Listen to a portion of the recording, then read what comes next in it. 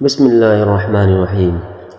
شب برات کی نفل نمازیں مغرب کی نماز کے بعد 6 رکعت اس طرح پڑھیں 70,000 بھی حاجتیں ہوں گی وہ بھی پوری ہو جائیں گی۔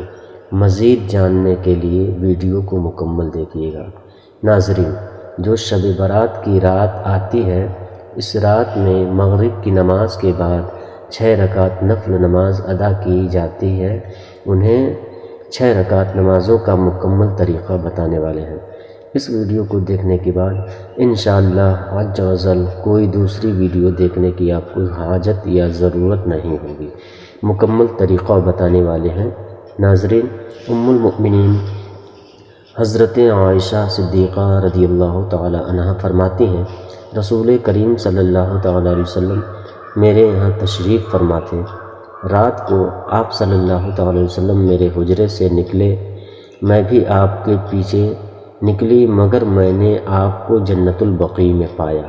وہاں آپ مومن مردوں اور مومنہ عورتوں اور شہداء کی بخشش کے لیے استغفار فرما رہے تھے، تو میں نے عرض کیا، یا رسول اللہ صلی اللہ تعالی علیہ وسلم، آپ تو اللہ کے کام میں لگے ہیں اور میں دنیاوی حاجت میں ہوں۔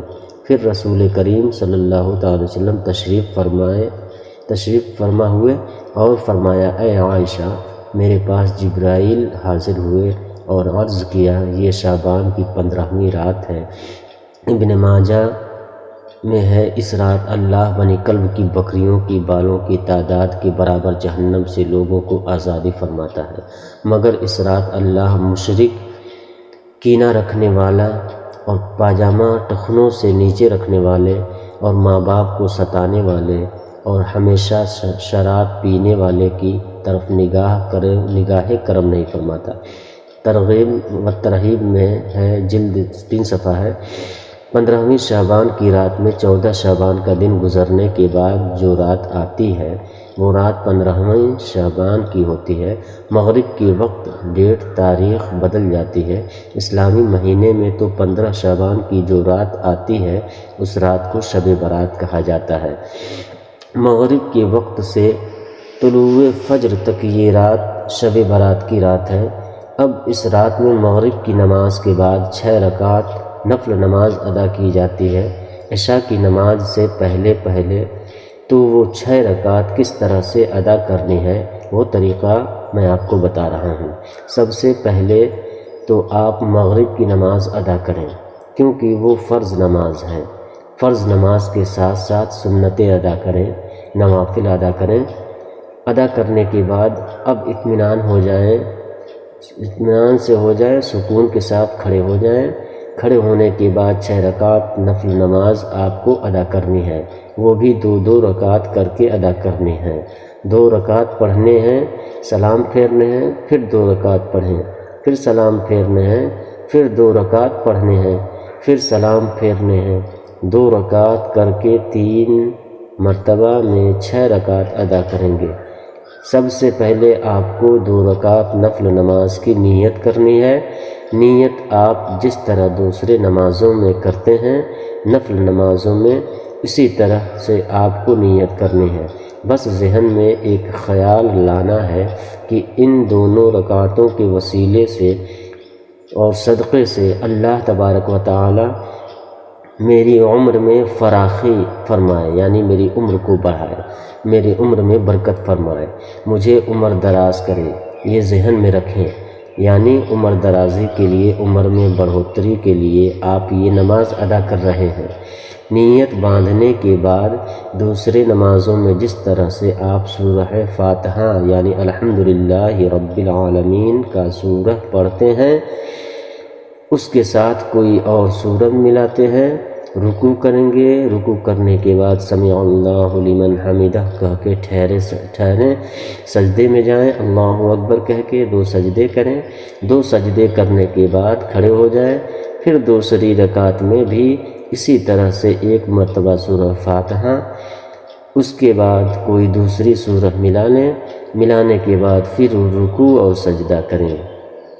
دوسرے نمازوں کی طرح کرنے کے بعد جب تشہد میں بیٹھیں گے، تشہد پڑھیں، درود ابراہیمی پڑھیں، دعائے معصورہ پڑھنے کے بعد آپ سلام پھیریں گے۔ یہ آپ کی 2 رکعت نفل نماز مکمل ہو گئی۔ 2 رکعت نماز مکمل ہونے کے بعد ایک مرتبہ آپ سورہ یاسین شریف پڑھیں گے۔ اگر آپ سورہ یاسین شریف نہیں پڑھ سکتے تو 21 مرتبہ سورہ اخلاص پڑھیں، جسے قل هو اللہ احد کہتے ہیں، یعنی کا سورہ 21 مرتبہ پڑھیں گے۔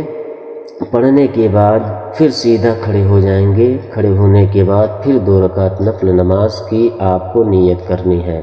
اب آپ ان دونوں رکعتوں کو پڑھنے سے پہلے، نیت باندھنے سے پہلے آپ کے ذہن میں ایک بات ہونی چاہیے۔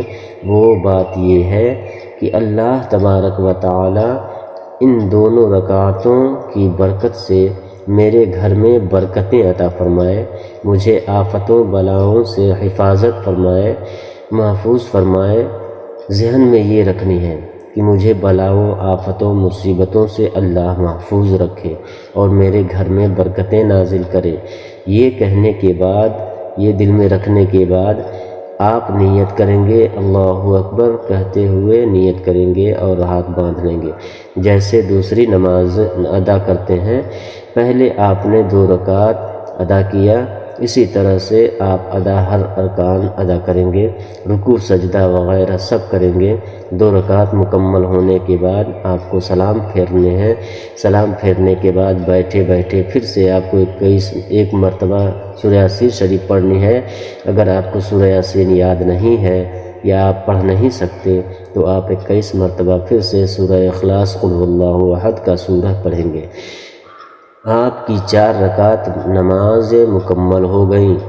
اب لاسٹ میں جو 2 رکعت نماز بچے ہوئے ہیں، ان دونوں رکعتوں میں آپ کو ذہن میں یہ رکھنا ہے کہ اللہ تبارک و تعالی مجھے صرف اپنا محتاج بنائے، دوسروں کا محتاج نہ بنائے۔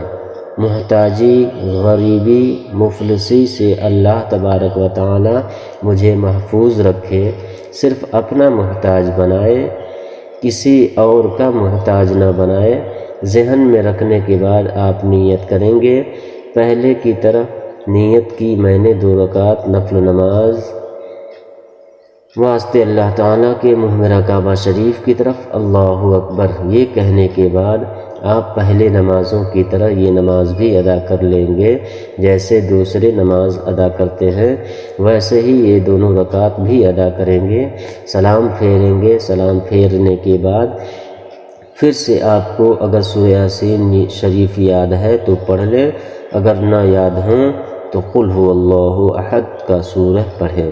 یہ 21 مرتبہ پڑھ لیں، آپ کی 6 رکعت نماز مکمل ہو گئی۔ یا 6 رکعت نماز مکمل ہونے کے بعد آپ کو دعائے نصف شعبان پڑھنی ہے۔ اگر آپ کو دعائے نصف شعبان یاد نہیں ہے، نہیں پڑھ سکتے ہیں تو آپ سن بھی سکتے ہیں اور پڑھ بھی سکتے ہیں۔